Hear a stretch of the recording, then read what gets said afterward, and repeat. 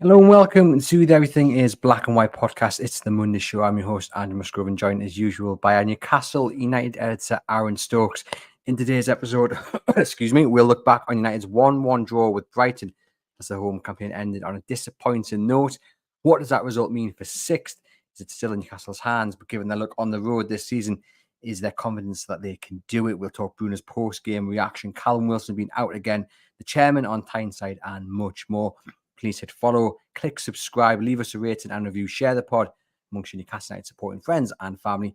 This is the Monday show on the Everything is Black and White podcast. Let's get on with it. Aaron, you well? I'm very well, thank you very much. How about yourself? Yeah, I'm good. You have a good weekend? Good weekend, apart from Newcastle failing to get the result. Was meant to be on a day off today, but when I agreed to come in and do this podcast, I did think that we'd be sat here talking about Newcastle United win. I'd be lying if I said that wasn't the main reason for coming in and doing it, and it wasn't to be. And unfortunately, we're going to have to talk about a pretty drab and dreary 1-1 draw instead. That's good to see you finally showing the commitment to the Monday show. It's only taken 2 years. Because initially you said, I'm not coming in to do it. And then all of a sudden I got a text to say I'm on my way in. But I had one of those weekends, Aaron, where I realised I'm getting a bit old. I had to walk down Millionaires Row in Stocksfield, realised I'm never getting there. Then I built a lawnmower for the first time. I did my lawn and I woke up with a bad back this morning. So I'm definitely getting old. But I'm sure members of the audience will agree there are a few things better in life than a freshly cut bit of lawn. It's a sense of achievement, and it will come to you, Aaron. That's a very, very old thing to say. When you buy your first house, my young man, and you have that garden and you put that lawnmower across, there was something special about it. A little push one as well. It wasn't an electrical one. I think we should move on to talking about Newcastle. Well, actually, no. Bore the listeners. Before we do, we have to give them an update on the parkrun battle. So admittedly, I didn't do it because, as I say, I was walking around Millionaires Row crying at me coffee. But you did, Aaron. And it's noticeable yet again that you did text me about doing it. You texted me saying you'd done it with a fellow member of the North East Press Pack, hot-footing across the town moor. But you didn't text me the time. Well, look, I think I'm actually surprised you brought it up, given that you didn't do it. You're usually the one to shout about when you have and I haven't. But look, Saturday, if anybody was out walking Saturday morning before the game, if anybody was in town heading to the match on Saturday, that was not a morning for parkrun personal best. That was a very tough, hot, sticky morning. But you've got to go out there and get the job done, pound those pavements. You do. Well, I had a little look at the results actually, and 27-42 for yourself isn't bad with your knees. Yeah. So I think that's something to shout about. Yeah, look, I mean, it's a good minute and 20 slower than me PB, but. Thank you for the recognition. And a good minute and 20 slower than me. But you will not mention that. Next week, we'll see if I can beat you or not. Right, shall we get on with the show? Newcastle 1, Brighton 1. The visitors got the opening goal through Joel Veltman before Sean Longstaff equalised in stoppage time of the first half. We'll start with that Brighton goal because we stabbed home from close range, poor defending from Newcastle. The corner's headed on, and then Anderson lets his man go. 2 weak in the battle, and it's put home. Jake Murphy on the line. Maybe could do better, but regardless of that, is it a poor goal to concede? Yeah, really poor one to concede, and not the start that anybody wanted because, heading into St James's Park on Saturday, there was that sort of air of optimism about, what could be. Newcastle's form was obviously fantastic. You had a Brighton team that were just sort of hanging in mid-table obscurity, nothing to play for. 10 or 11 key players missing, and Newcastle in this fine form. And he thought if they can hit the ground running with that atmosphere, with the weather, with everything in their favour, it would go well. Really poor goal to concede. Dubravka, probably could do better, as you say. Murphy on the line as well. And you just got that sense of, okay, is it going to be one of those afternoons where, the script's torn up, the fairy tale ending's just completely destroyed. And I must say, Brighton in the first half, I thought, played some really good stuff. They could have probably extended that lead from 1-0 and pushed on, but they didn't take the chances that they created. I thought Enciso had a very good first half for them. But yeah, Newcastle will be disappointed with how they fell behind on Saturday. Yeah, like you say, the sun was shining, the weather is sweet. War Flag set the tone with a superb display. Probably my favourite one yet, actually. Very good, wasn't it? Brilliant. But on the pitch, the players just couldn't match that. They looked nervous. They looked a bit disjointed. They looked tired, I thought. Do you agree? Yeah, I'm just sorry. I'm just pulling up a text that you sent me because for once you got it absolutely spot on when you texted me the other day, because I asked you for your verdict of the game and I thought you summed it up quite well by saying the players just couldn't match the expectations. And I think that's spot on because, as you say, speaking to a lot of people last week, they were very, very confident that Newcastle were going to win. They were saying there was no bump in the road here with Brighton, as I've just mentioned, nothing to play for, lots of injuries. They've struggled at St James's Park. Newcastle have been in fantastic form at home. They'd won 12 of their 18 games heading into Saturday's game at home. And I just think the players just couldn't live up to it. I think you had an afternoon where Anthony Gordon and Alexander Isak were off the pace. And I think that tells when those two aren't on the game, Newcastle are going to struggle. They did struggle in front of goal. And I think, the way you summed it up is right. I just don't think the players could match everything else around that game and the atmosphere that was created and the feeling of belief that the fans had going into it. So I was already confident going into the game, and then, like you say, walking up to the ground, lovely sunny day, the atmosphere before kickoff, it just kind of accelerated the feeling that Newcastle were going to do it, and they just and then they never looked like doing it. Are you disappointed with the result? Because Brighton, 1 win in 7, shocking on the road, as you say, nothing to play for, a host of key players out. Newcastle at home, 4th best home record in the league, scored in every fixture for the first time since 58-59. Plenty to play for, key players back. I mean, Newcastle shouldn't be dropping points here, should they? Yeah, obviously it's disappointing the result because you think with Manchester United losing again on Sunday, that could have been one last problem for them to worry about going into Wednesday's game. Obviously Chelsea are hot on their tails as well, and it looks like that's really going to go down the last day. It feels like another stumble, and as you say, when Newcastle have been so good at home, they've obviously put 5 past Sheffield United. 2 weeks ago, they put 4 past Burnley. They're a team scoring goals in good flow, especially at home, as you say, 4th in the home table. You felt like, okay, get a win in your final home game. It could hardly be easier in a sense because you're playing a team who have got absolutely nothing to fight for, and then you can tackle 2 really tricky away games with your away form that's been really, really inconsistent. Now, I've just wrote a big piece there, and I hope I'm jinxed it about how Manchester United, you're probably never going to have a better time to beat them. They've got so many problems. They've got so many injuries. But the away table doesn't lie. Newcastle have won 5 of 17 games away from home. And going into 2 crucial games away from home at the end of the season doesn't fill you with much confidence. And I think Saturday was just there to be that nice little confidence booster into the final 2 games, and they didn't get it. Yeah, they didn't. It felt very Newcastle United, though, didn't it? Especially Newcastle United this season, midfield getting overrun, misplaced passes, the real lack of movement as well. Average performance, just days after demolishing a side with ease. We've seen that far too often this season where they blow teams away one weekend, a few days later, they can't match that performance.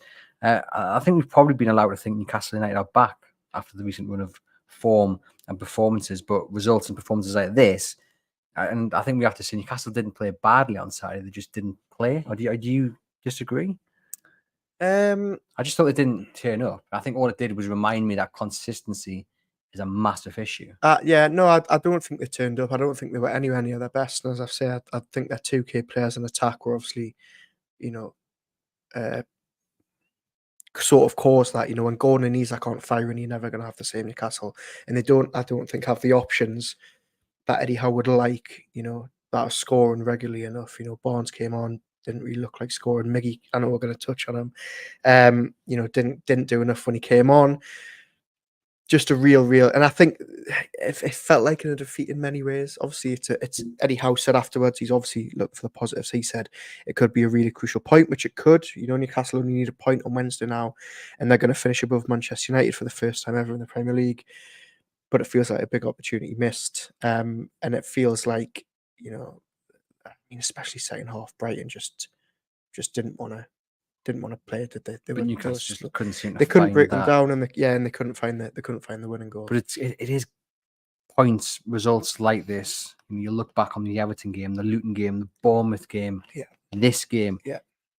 Really, we should be talking about Newcastle United going for 4th, not 6th, because really they shouldn't be dropping points to those teams. I mean, Brighton are a little bit above maybe the talent that we've mentioned, the 3 teams, but again, I just look at it and think, we're talking about Newcastle United being a fortress, and you look at the draws here at St James's Park, and I think you'll be very disappointed at the draws. I think, well, somebody made a good point on Twitter today, and that Everton one is massive now, because if Paul Drummond doesn't make that mistake at the end, we're sat here talking about pretty much 6 being all but wrapped up. Luton, as you say, and the big one to concede 4 at them is massive. The fact they've only lost 3 games at St James's Park this year is fantastic. City, Liverpool, and Forest, but Forest is the big one because on Boxing Day they just didn't turn up, and that again on paper was another one that they should have won. It just came at the wrong time of the season. But yeah, Luton, Everton, Brighton, those are the games that really have tripped them up at home. I guess you've got to credit Brighton because they came with a game plan and didn't let Newcastle United press them. They played it long when they needed to. They tried to bully Newcastle. They did very well in pushing the fullbacks and hauling Livramento to narrow positions. Last season in this fixture, same time of year, Newcastle United got it tactically spot on. I think this time around, you've got to give credit to Roberto De Zerbi for the way he set his team up. Yeah, maybe. I think Brighton, it was a tale of 2 halves of Brighton. I thought first half they looked good. They were really winding the crowd up with those goal kicks, but they were working because Dunk was playing for Brugge, the goalkeeper, and then in Ciso, the number 10, was dropping in, and Newcastle didn't know whether to go. Kraft didn't know whether to go with them and didn't know whether to stay, and he just had so much time. He picked a fantastic pass through to Danny Welbeck, who should have done better. That could have been 2-0. That could have been game over by half time. Then second half, I think Brighton came out and you could tell instantly that Eddie Howard told Dan Burn, Enciso does not get a minute on the ball, because within 5 minutes of the second half, Dan Burn had him on the floor. They obviously had a bit of a verbal spat between them, and then he got booked a few minutes later because I think you could tell he was rattled. But then I think after that, as soon as Enciso came off, Brighton, they created nothing. Did they set up brilliantly? No, I just think Newcastle couldn't break them down. I don't think they were fluent enough. I think Isak coming off was obviously a big talking point, but every house says after the game it was because of illness, or he wasn't feeling 100%. You can understand sort of in hindsight why he came off, given the fact that Newcastle got 3 big games in a week, and Callum Wilson, might not play again this season, depending how poor he's been affected by his recent setback. So, look, do I want to give too much credit to Brighton? No, I just think it was a case of Newcastle not being at their fluent best, rather than Brighton, pulling off an absolute masterstroke. I guess if Newcastle couldn't break Brighton down, then the job must have been done from a Brighton point of view. And as you mentioned there with the goal kicks, they were very good at game management. We'll call it what it is, time wasting. Yeah, but they were. Players going down, goalkeeper taking an inch with a kick, but you've got to win. I've got to try to win by any means possible, right? But also doing that from 5 minutes into the game felt like a really weird step. You could understand if they're doing that at 1-1 or when they were 1-0 up, but it felt like from the very start they were trying to eke the seconds out. That the referee was never going to punish them. The referee, I thought, just a little side note, I thought he had a poor game. He did have a poor game, but there was one or 2 instances where I was going to praise him. I'm going to praise him later on the show because it leads on to a different point. So we'll leave that there for now. But the goal that Newcastle conceded, does it take us back to the importance of Nick Pope? Because does he command his box better? We're seeing these goals of similar nature being conceded from set pieces where the person at the back post being allowed to run. Usually it's been Lewis Miley's man.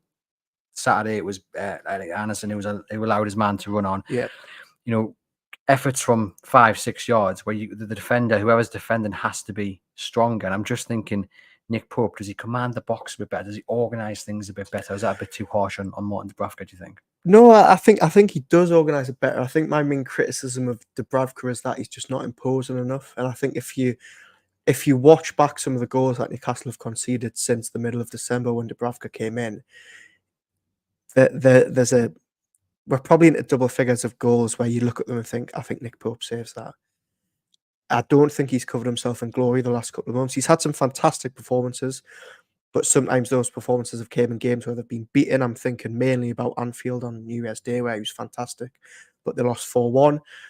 So Dubravka has done okay, but I think there's a lot of times you look and think he could really do better. And I don't think Dubravka's had anything to really, make people think, okay, he's now really going to challenge Nick Pope. I think as soon as Nick Pope's back, he's back to full fitness. He's back Wednesday in that team against Manchester United. Massive game, biggest game of the season.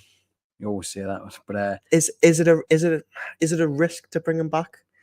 I don't know. I think, on the one If, hand, if he's fit enough to be on the bench, right? Because you can bring a player back who's 50, 60% if they're an outfield player, and you can have them on the bench. It boosts morale. They've done it a couple of times with Kieran Trippier, where they've had him on the bench. He's not necessarily been ready to play because you don't necessarily have to use them.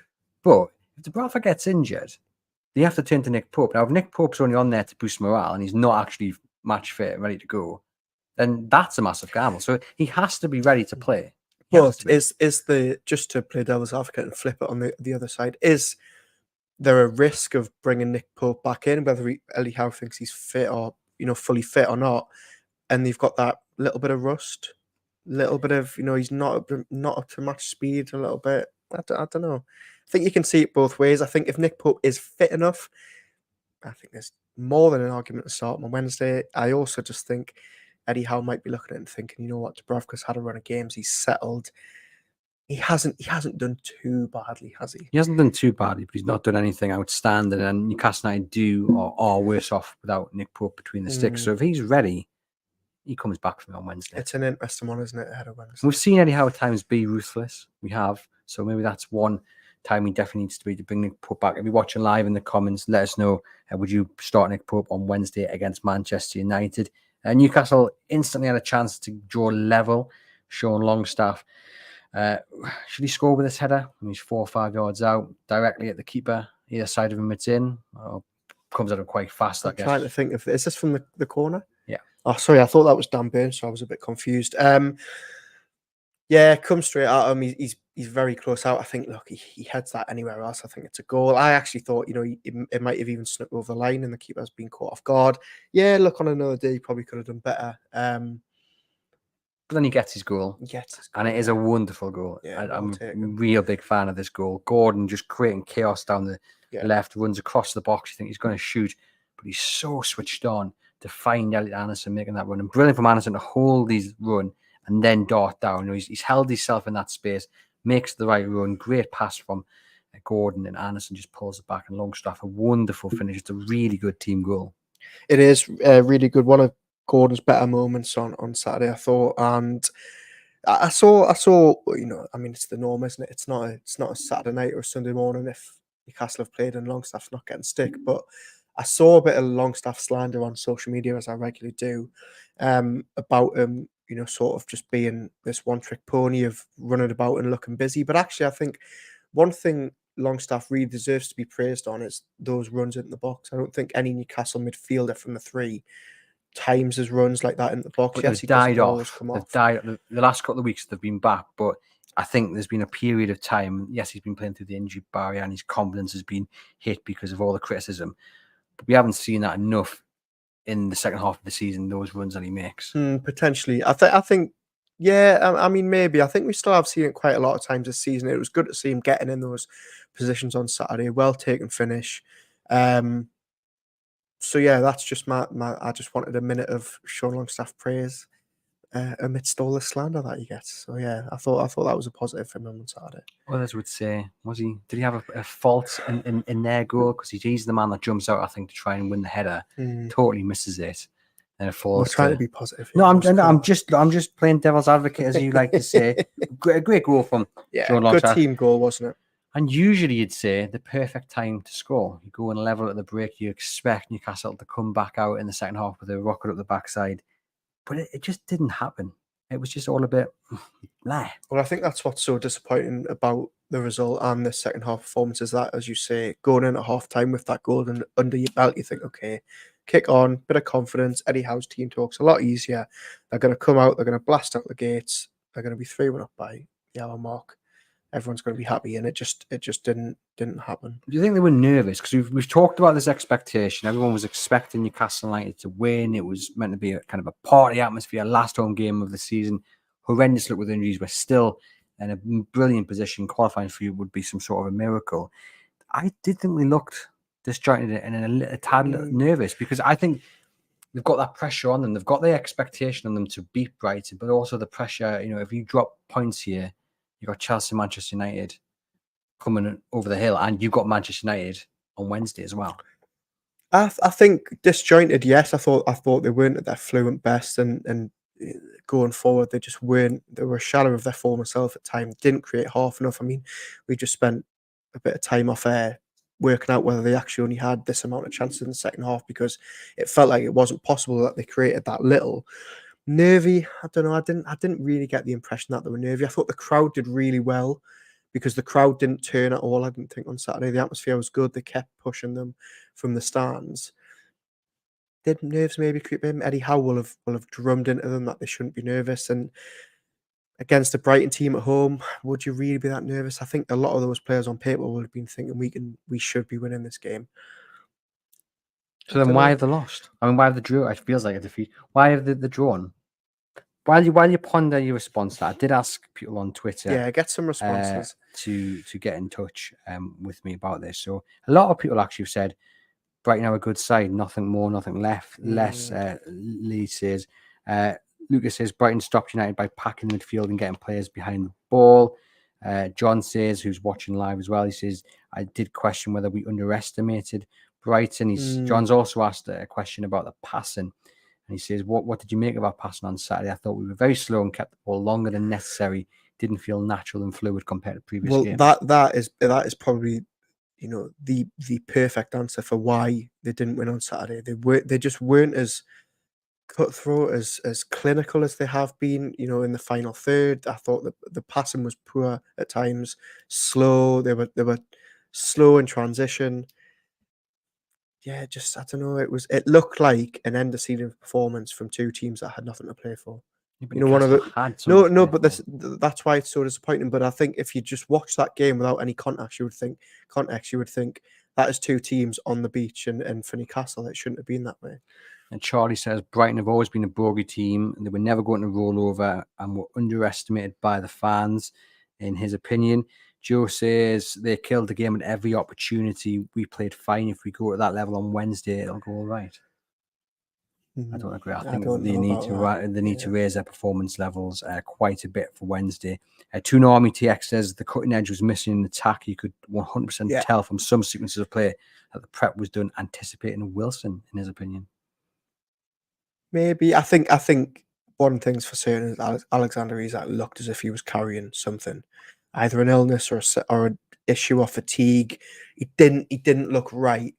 And saying that, I mean, you know, the sort of journalists that I sit around at the match, we sort of all turned to each other and said, Isak coming off, that was a really strange decision. And then we sort of started to ponder it, and you know, is he resting him for 3 games? Eddie Howe obviously comes out after the game and clarifies it, but Isak wasn't at his best. You've then got going through the middle for the final 20 minutes with Barnes and Miggy trying to make things happen. I just don't think it looked very, very fluent. I don't think Barnes and Miggy did enough. Just a very lackluster showing.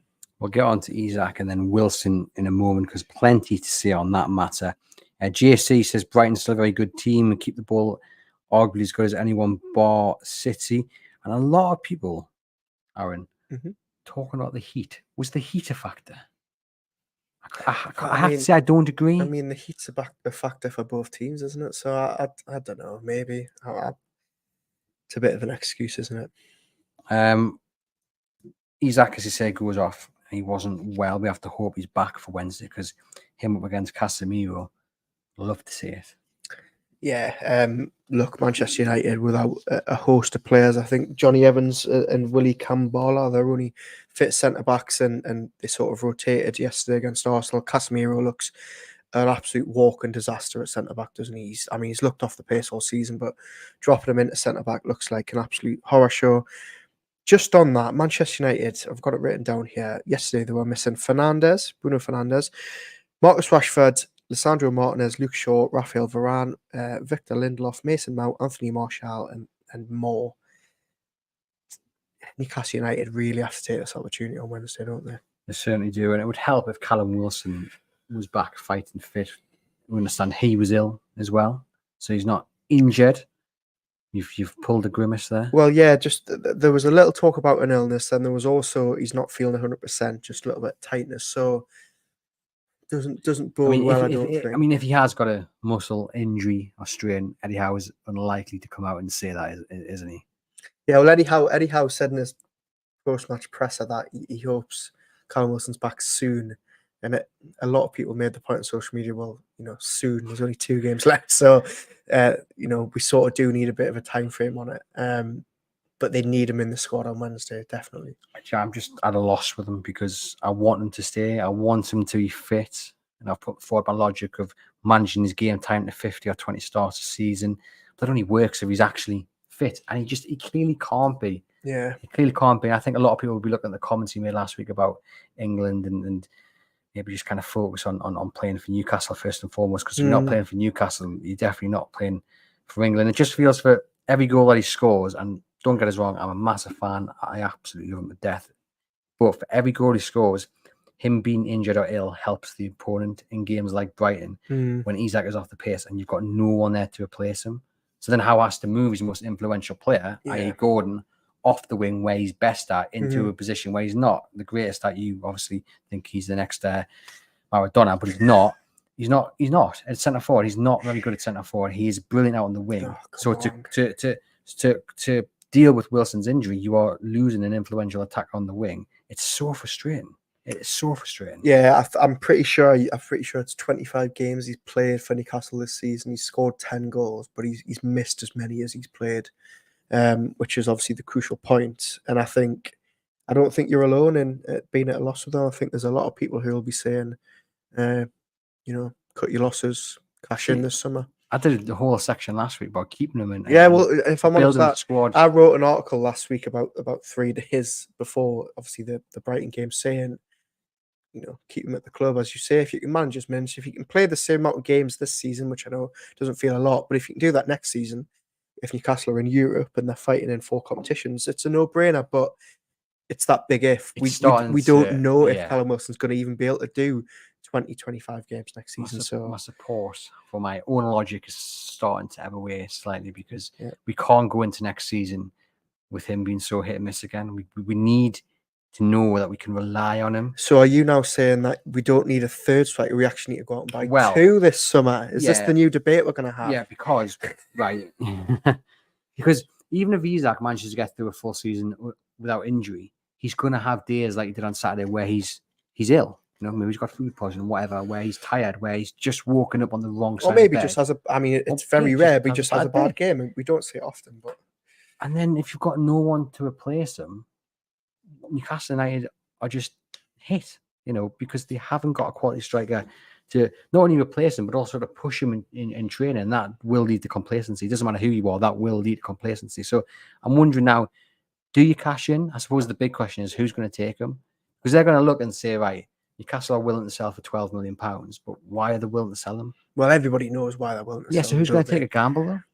Who, Premier League-wise, who's going to take a gamble on Callum Wilson? I think a lot of people take a gamble on Callum Wilson. Newcastle are selling them because they can't rely on his injury record. They're not selling them because they want to get rid of him or because they think he's awful. But I mean, there'll be a lot of teams in the Premier League and there'll be a lot of teams abroad who think, you know what it is, even if we can get half a season out of him, even if we're the ones to manage him, right, I think a lot of Premier League, you're telling me a team like Forest at the minute wouldn't take someone like Callum Wilson over someone like Chris Wood, or Fulham wouldn't take him over Raul Jimenez, or, I mean, who else is down the bottom there? But you're gambling. I mean, it's a massive gamble for those teams. I mean, what, at 10 million, 12 million, is that in the modern age for a Premier League team who are doing that? The price tag is not necessarily the gamble. The gamble is bringing him in and then relying on him. If you're a team battling relegation or battling survival, and you're relying on Callum Wilson to grab you goals, he will do. I think you're doing him a big disservice. I think there'll be a lot of suitors for him. I mean,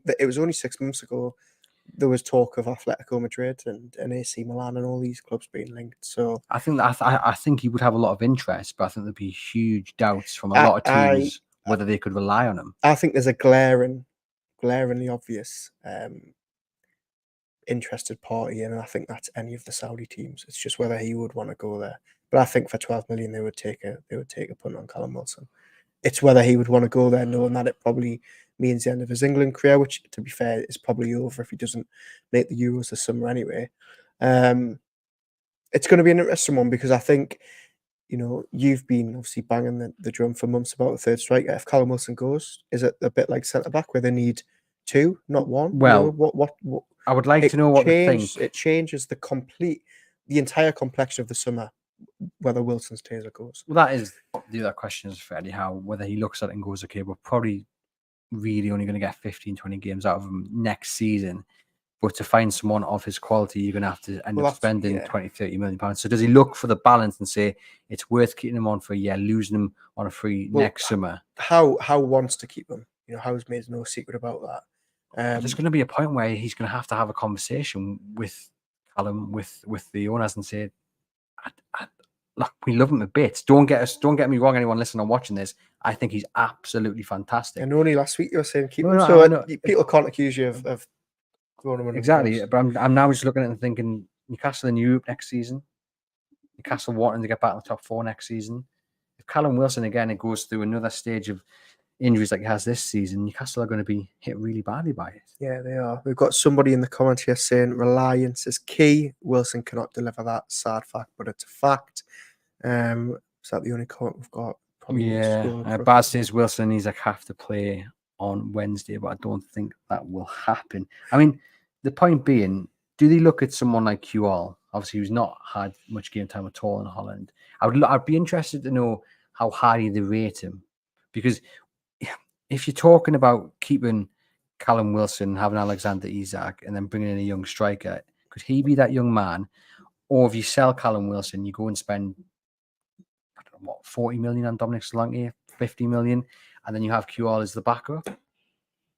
I'm just trying to work out, because the budget is going to, if they sell Callum Wilson, they are going to have they're going to have space for 2 more strikers. Mm-hmm. They're not going to have the money to buy 2 strikers either. So you have to get the balance somewhere. Do you look at someone in the youth ranks and say, right, this is your time to step up? Yeah, Qual's a really interesting one, isn't it? Because it would be, I know it's a complete hypothetical, but it would be so interesting to see where he would be at this summer if he'd actually had a half-decent spell at Hearts, and if actually he'd had a half-decent season in Holland. He hasn't had 2 good loan spells in a row now, and I think, there's talk of him coming back for the Melbourne trip next week, which will probably do him a world of good, going back to Australia, maybe, get him, back to himself. Big summer for him. Eddie Howe will probably want to look to loan him out again, but it's a big gamble, because if he has a 3rd loan spell away, he loses all his value, and then it becomes a gamble as to any team picking him up. Such a shame as well, because he was in it. I know he's obviously in Australia and he was young and we haven't seen too much from him, but so highly rated. Newcastle did really well to get him in. He obviously went to the World Cup in Qatar, and it just really hasn't gone well for him. So big summer for him. And again, it because he isn't at that level yet, you're looking at maybe having to go out and buy a young striker. So what do you do then? You buy a young striker and you buy a Dominic Solanke? The budget's just going to be hit. Yeah, well, this is what I mean. And I think this is why Howe's so adamant that he wants to keep Wilson, because keeping Wilson means there's so much, there's a lot less pressure on having to go out and spend a lot of your budget on a striker. Eddie Howe said it last week, it's not cheap to replace Wilson, and especially for the money you'd actually cash in for him. You've got to remember, they've got to go out and sign a centre-back, if not 2. They'll want an upgrade at right midfield. They'll maybe want another midfielder. They'll want an upgrade at left back. If Dubravka and Karius both go, they'll need an upgrade at goal in the goalkeeping department. A lot of positions this summer could need work to it, and I think Howe will be set there thinking, if we can keep Callum Wilson, it's one less problem we need to solve. Alan says, spot on, Roger, on the comment about Callum Wilson just a moment ago. Alan says, I flip-flopped between keeping and selling Wilson. Saturday was the straw that brought the camel's back for me. Sell, I'm afraid. I love the guy, but we need 2 strikers. And that's kind of where I've gone. Saturday is really I think Saturday will have done that for a lot of people. Yeah. Ches says, I can't see getting another out-and-out striker. Seems like he prefers utility players over specialist positions. And Lowe says, the very fact that Howe has mentioned how expensive it would be to replace Wilson means he's definitely thought about it. I suppose the versatility is probably key when we are talking about strikers, but I could see him going out and signing someone like Dominic Solanke. He spoke on the record about how much he likes him. He's continually scoring goals. Okay, he's going to be a very expensive outlay, but he is a good old styled, good old fashioned style striker who will get you goals in the Premier League. Yeah, and you can't question his record this season. There's an outside chance that he maybe makes it on the playing for the Euros as well, which, if Newcastle do want to go out and sign him, is probably a bad thing, because his value, if anything, will go up. Bournemouth adamant that they don't want to sell him. As you say, I think I don't think you'd get him for 40 million. I think how crucial he is to Bournemouth, they'd want a lot more. And it's whether Newcastle want to go out and spend that much of the budget. I mean, you'd probably be talking about a Tonali level fee, if not edging towards an Isak level fee for a second choice striker. When you've got all those other positions to strengthen, it's an interesting one. A lot of people in the comments have definitely had their Weetabix this morning because there's a lot of positivity about release or Eze from Crystal Palace and part exchanges with Wilson going down to Sellers Park and Wilson 60 million for Wilson back to Bournemouth in a deal for Solanke. It's not going to happen. Well, what? They'll look at Callum Wilson's 30 million record. in Wilson. If Bournemouth sold Dominic Solanke and were offered Callum Wilson in return, they would look at it and think, well, he only plays 20 games a season. Yeah, but they've bought in Eras Unal from La Liga, who came in and been second striker to Solanke at Bournemouth. Spent a lot of money on him in January, I think it was. So they've got a player there. They've got options. Les says, could we sell Kewell or could we loan Kewell rather to Blythe Spartans? No better mentor than Nobby Solano. It's a very, very low level to be drop down, isn't it? With all due respect. Right, what was I looking at next? Well, actually, obviously, we had lots of guests at St James's Park on Saturday, lots of former players. Patrick Cisse, Jonas Gutierrez was on the pitches at half time. Then at full time, you had Jamie Rubin, Mana Stavely, Mirdad Gadusi down the pitch, and the chairman as well, Yasser Al-Rahmani. And I actually think him being here is actually huge for Newcastle. And obviously, when he comes over, usually things start to happen. They've held this kind of transfer or strategy meeting before the game on Saturday. He was in on the pitch talking to players individually. But I think just sitting there watching the game would be massive for Newcastle and Eddie Howe, because he'll look at the options Eddie Howe has got. Isak coming off is the prime example. If he's sitting there, you might be looking at the players and going, right, well, you've got Isak, you've got Wilson, and you've got Gordon who can play there. If you need to, Joe Linton maybe can fill in. The striker department's all right. But then I think actually watching the game in person and watching just how flat Newcastle became after Isak went off, or even when Isak was on because he wasn't himself, I think it kind of works in Eddie Howe's favour. It works in Steve Nixon's favour when the chairman has got to see it through his own eyes. Yeah, well, look, he's made a bit of a habit, hasn't he, of coming over for the end of season games, and as you mentioned there, that summit that they held in Northumberland last week has become sort of a regular occurrence. We obviously saw a lot of that in the Amazon documentary, and while it was being briefed as sort of a business, what was that? What was it briefed as? Sort of a business strategy meeting rather than a transfer summit. There will obviously be an eye on the summer. And look, the track record is he comes over, they have these meetings, and they spend a lot of money in the summer windows. It's happened 2 years in a row. Do you think, and obviously we don't know what was said, what was really discussed, but do you think him being over maybe is the green light for things to start as quick as possible?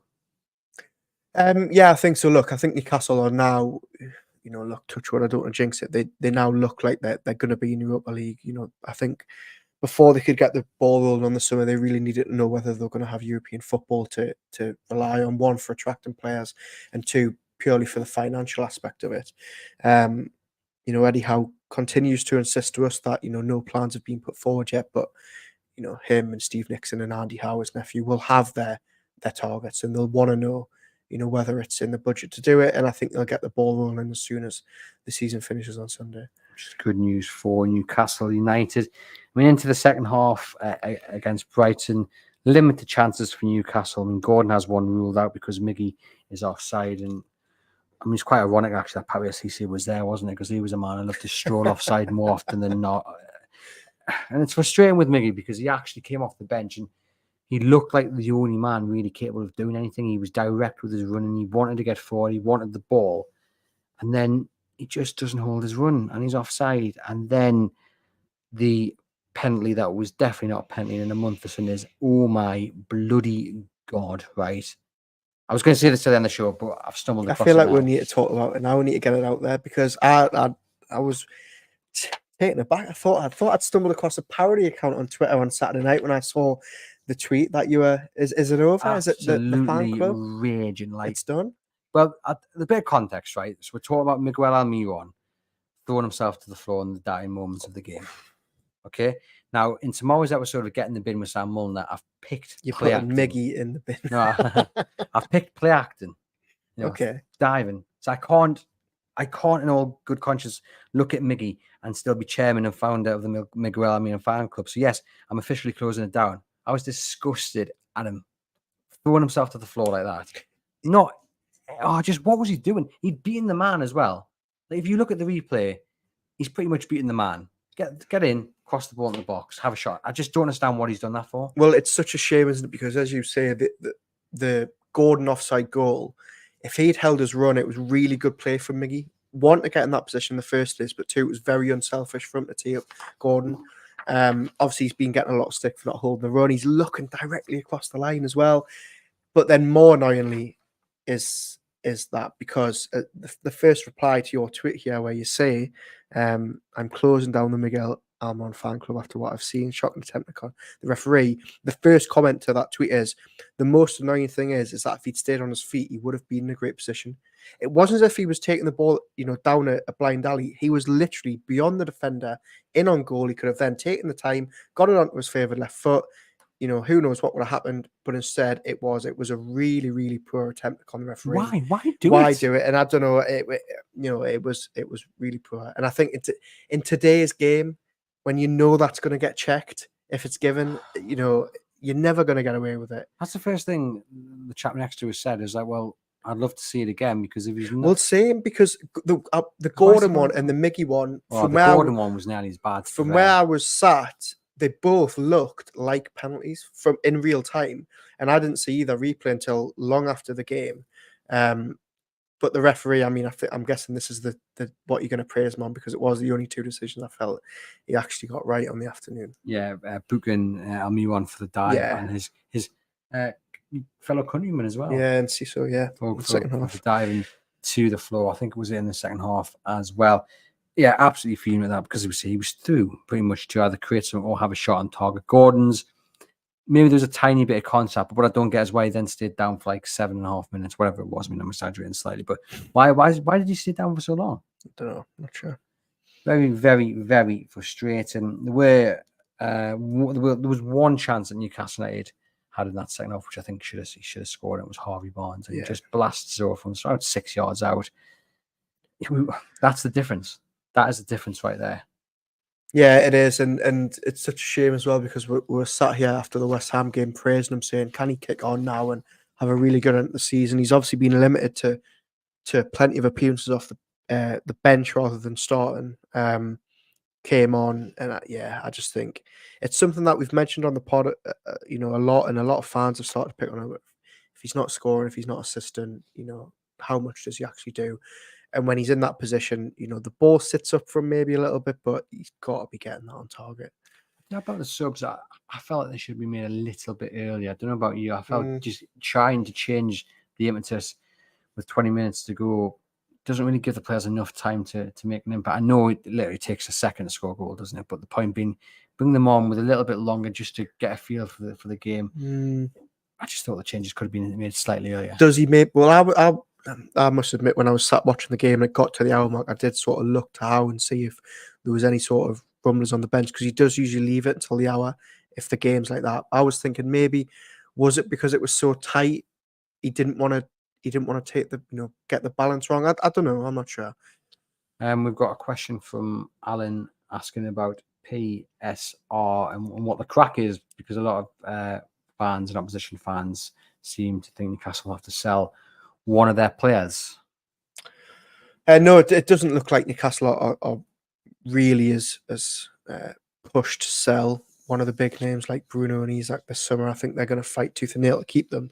Obviously, the new PSR regulations coming in are going to loosen the purse strings a little bit. Obviously, the fact that Newcastle have got their revenue up significantly will help. Obviously, it looks like the new UEFA model is going to come in alongside the new Premier League changes. The new Premier League changes. I think it's something that we touched on the other week. I think if anybody's going to go, they're probably going to look at the likes of Miggy, maybe Wilson, someone along those lines to cash in on, rather than trying to sell Bruno, Isak. That obviously all changes if somebody comes in for Bruno before the end of June. They obviously have a free free hit if they want to pay the release clause to then try and negotiate with him. But other than that, I think Newcastle have been pretty set in there with their stance, and that is, we don't want to lose any big players this summer. How important will it be to sign players like Tosin from Fulham and potentially Lloyd Kelly from Bournemouth on free transfers? Huge. I mean, I've seen fans turning their nose up at both, and I can't understand why. I think shrewd Premier League players who have been there, done it. They're filling a position where Newcastle need to strengthen above all else, and they're doing it at such a minimal fee. You're only going to really have the signing on fee for the player, a little agent fee, and their wages. The fact that you're getting two really decent Premier League operators, if obviously they sign, it's huge because it frees up the budget to then go out and maybe sign a striker, maybe then go out and spend on another central defender for a little bit more money.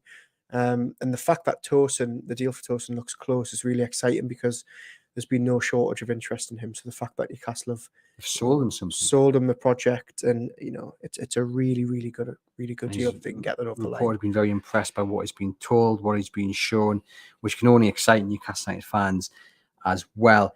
And it's a massive boost to the start of the transfer window, because if you're a player who's looking at leaving the club that you're playing for, you're going to cost Newcastle 50, 60 million pounds, but you're not too sure. You think, is that the right move for me? I think signing someone like Tosin will be the persuasion that you'll need to get over the line. Yeah, definitely. And look, I think, should Tosin get over the line, I think it's a message to other players like Lloyd Kelly, like any other suitor that Newcastle might try and sign this summer.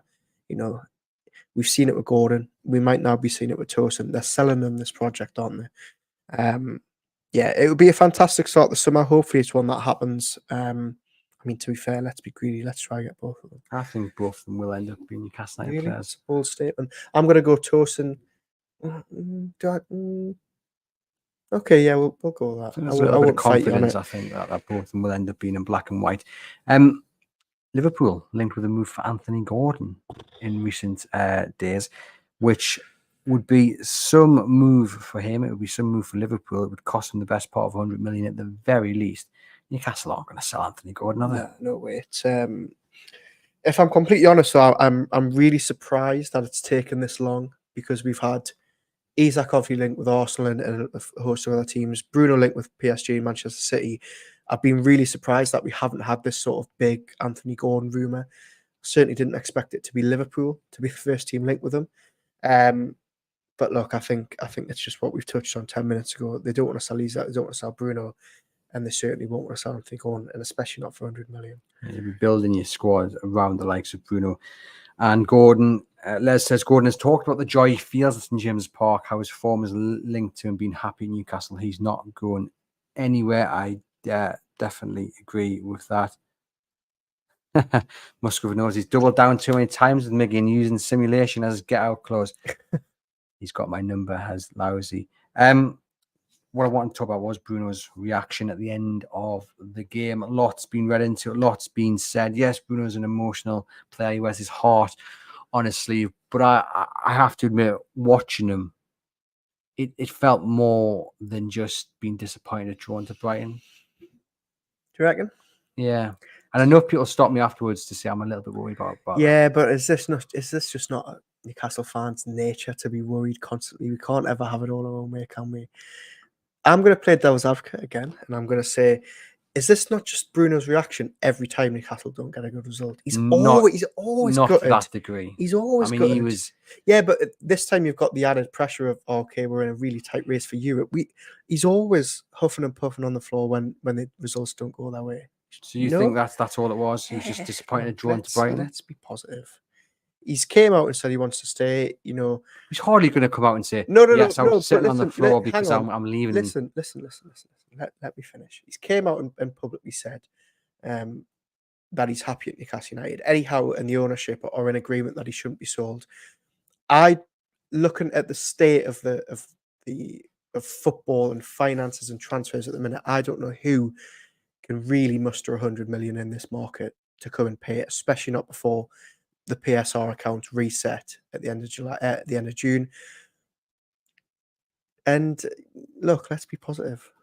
he was just very unhappy that they got a poor result in a crucial game of the season. He was saying goodbye to St James Park. He wanted to do it with a win. Whoa! Just clarify that last Saying point. goodbye to St James Park until next season. Sorry. People are even more worried. So we're just saying he's a passionate man, right? Well, That's what look, I might have egg on my face in a couple of months' time when he's parading in a Manchester City or a PSG shirt. But I just think,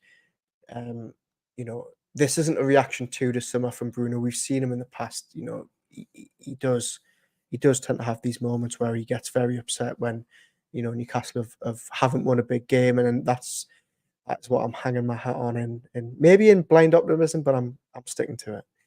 Yeah, well, you haven't quite persuaded me against my opinion. Because you're a very pessimistic man. I'm not. I just the glass is half. He looked so upset. He looked so decimated. And fair play to Kieran Trippier going up and picking him off the ground. I mean, that is just over a 1-1 draw with Brighton, and he's a very emotional guy. Well, he is, though, isn't he? He's always like that. Well, we love that passion. Yeah, we do. And fingers crossed it was all because of the result and nothing more. Let us know in the comments what you made of it. What happens in the remainder of the season then? 2 games to go. Manchester United on Wednesday, then Brentford on Sunday to round the season off. They are currently 6 Newcastle joint points with Chelsea below them, but a better goal difference than the Manchester United, or 3 points off them. Mm-hmm. What happens for the rest of the season? Have they blown 6, do you think? No, I don't think so. I think it's been a big setback, and the only reason I say that is because Chelsea have magically found this fantastic form out of nowhere, and they really do look like a resurgent force. They did very well to win late on against Forest on Saturday night. Look, I'm going to stick with my positive theme here. Manchester United, 1 league win since March the 9th, a manager off the brink, Casemiro, a disaster at centre-back, a stadium literally falling down, and all those injuries that we mentioned before. This is a really good time to go to Manchester United. Eddie Howe will be wanting to pick them up. They've beaten them twice this season, home and away. In fact, really, every time they've played them since the cup final. I mean, I was thinking the other day, it really does annoy me that Newcastle played them. The past. Sorry, I'm trying to be positive. I think they'll go to Manchester United. I think they'll get a result. As I mentioned, they only need a point. They've definitely finished above Manchester United. Chelsea is the real threat, though. I am really worried about Chelsea. And also, it's annoying that Manchester United are in the FA Cup final, because obviously things could change after the season. If Man United win that, they obviously get a Europa League spot. But let's be confident. They go there. Yes, they're inconsistent away from home, but Manchester United are a real mess at the minute. Massive problems is what Eric Ten Hag described as yesterday. That is if they can get the stadium in working order for Newcastle to even play, because it might be a little bit of a swimming pool this morning. The dressing room, the way dressing room leaking, flooded. The tunnel flooded. As long as our taxes pay for the repairs, that's all that matters, right, Sir Jim? I've just been told that to get a grip by one of our viewers. Andrew, man, get a grip, says Alan. I was like Bruno. I was on the floor. I threw the family cat and the TV out the window after the game on Saturday. I was so upset. I've settled down since. So there we have it. Bruno just as upset as Alan about drawing at Brighton. Yeah, I'm confident. I've seen some negativity about Newcastle in 6th place and the fact that they may or may not have blown it. They haven't blown it. I don't think they're still in the strongest position to get 6th. And also that goal difference is crucial. Huge. And they can get a result against Manchester United because they haven't just got one issue, they've got several issues. Yeah. I mean, he's going to end up playing Casemiro at the back again, most likely. Shocking. Johnny Evans, fair play to him, still about, but not very good at it at all. Things off the pitch, awful. I say that. All the elements are rolling into a positive nature for Newcastle. Newcastle United just got to take the opportunity in front of them and beat Manchester United. Did you watch the game yesterday, the Manchester United game? I watched it and I was a little bit miffed that they were better than I thought they'd be. I don't think they were good, but they had chances, didn't they? And I think Arsenal, though, were just a little bit nervous. Maybe, weren't they? They got the lead and didn't want to. Yeah, they didn't want to go gung-ho, did they? Yeah. That's. I think Newcastle will get 6th. Yeah, so do I. I really do. And I think, I think Brentford on the last day. I mean, look, we said this about Brighton, but they've got nothing to play for, So hopefully Brighton turn up against Chelsea and Manchester United. Yeah, that's very true. Yeah, I did text Tom, who was on the podcast, giving the view from the opposition last week, and said, if you guys don't turn up against Chelsea and Manchester United, we can no longer be podcast friends. So he's going to get on the phone to De Zerbi and get a performance locked in. But yeah, I think they will finish 6th. Then they'll definitely beat Manchester United, and then we go to Brentford, and put Brentford to the sword. Hopefully, Yep. Ready for some trivia? Mm-hmm. We've talked about offsides, Oh, okay. so it's as simple as that. I want you to name the Newcastle United players the top 10 list for offsides this season. Oh my God! Right. Top 10 offsides. Okay, right. Right. Well, first we'll go with Alexander Isak, number one. Oof! You see, I thought you would have gone straight in for Mickey. No, I don't I think was he's hoping played it's enough. a trick No. question, but no, it's Isak 14 offsides. I'm trying to think of players that have played quite regularly. So Isak first. Am I trying to get it in order? If you wish, I'll go for it in order. I would say Wilson, but he hasn't played enough. I'll go Gordon second. Gordon's third with 8. You got the next person second is 10. Miggy. Number 4 on 4. Joint. There's Oh. 2 players on 4. Oh wow! So it's that low already. Hmm. We'll go Wilson. Yeah, four. Wilson has joined 4th with another chap on 4 offsides this season. Bonds. No, defender. Crikey. Trips. Big Dan Burn. Wow. Okay. I I don't know- think he was yeah, ever in that off the position. top of my head, I offside, can't yeah. really work out how it must That's be from got to be from corners. free kicks, surely. Corners are free kicks. Then, the 6th person on the list, How many offsides? 3. Oh, come on, we're scraping the barrel here, aren't we? Was Bonds on the list at any point? Barnes is joined 7th. Okay. So I'm trying to think of else. Elliot Anderson. Elliot Anderson is 10th. Okay. 1 offside this season. Why do I feel like I'm missing an attacking player? I've So- got to be missing an attacking player, surely. The 3 listed at number 7 on the list Yeah. are all on 2. God. We'll go Joe Linton, No, Lewis Miley, Lewis Smiley's one of them. You said- Sean Longstaff. yeah, is the other. And you said Barnes, didn't you? Yeah, said Barnes. So you're missing 1. Was Trippier not on the list? Yeah, Trippier's on the list. There you go. Good trivia, that. It was, wasn't it? How many times was Isak offside? What was the 14. record? 14.